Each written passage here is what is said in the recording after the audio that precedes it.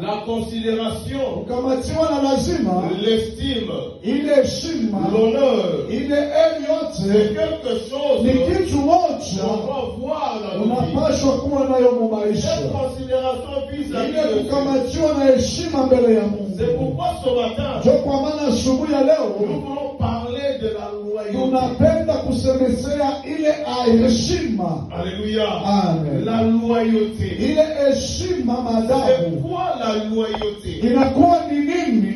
La loyauté, Ile heshima c'est le fait de rester aligné, ni ile kubakia kwenye msimamo même quand c'est difficile, hata kama inakuwa ya kigumu, même quand il y a un sang ne va pas, hata kama kunakuwa kichwa mais tu kiendeki, te décides lakini unabeba maamuzi de t'aligner. ya kuikala On msimamo. parle de la loyauté, Wakati tunasema ya ile c'est le ni respect, heshima le fait de protéger une personne, ya kufanya kukinga mtu fulani, même s'il n'est pas là, lakini hata haiko mais toi tu le respectes, wewe unamheshimia, même s'il est absent, hata kama hanako mais toi tu le protèges, wewe unamkinga, tu ne les critiques pas, hautamsemezea tu ne vibaya, dis pas du mal pour wewe cette personne, hauseme mabaya juu ya ule mtu, parce que tu es loyal. tu wewe unakuwa wa kujiweka kwake. Alléluia. Amen. La loyauté, Ile heshima c'est le fait d'être cohérent, inakuwa ni tendo ya kuwa musawa, le fait d'être tendo consistant.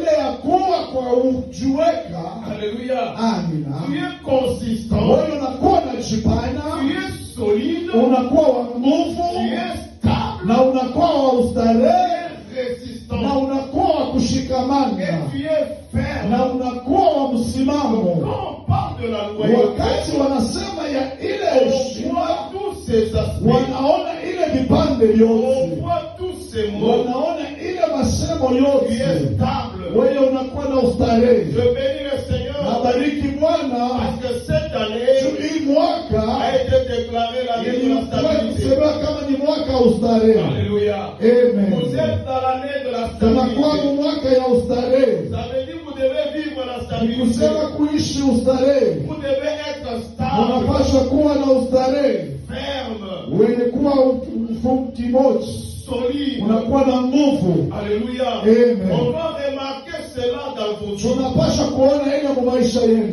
va remarquer cela dans votre tunapaswa maison. kuona ile mu nyumba yenu, Dans tout ce que tu as mu fait. yote uko unafanya, Dans tout ce que tu mu fais. yote unafanya. Aujourd'hui, Leo le monde dunia a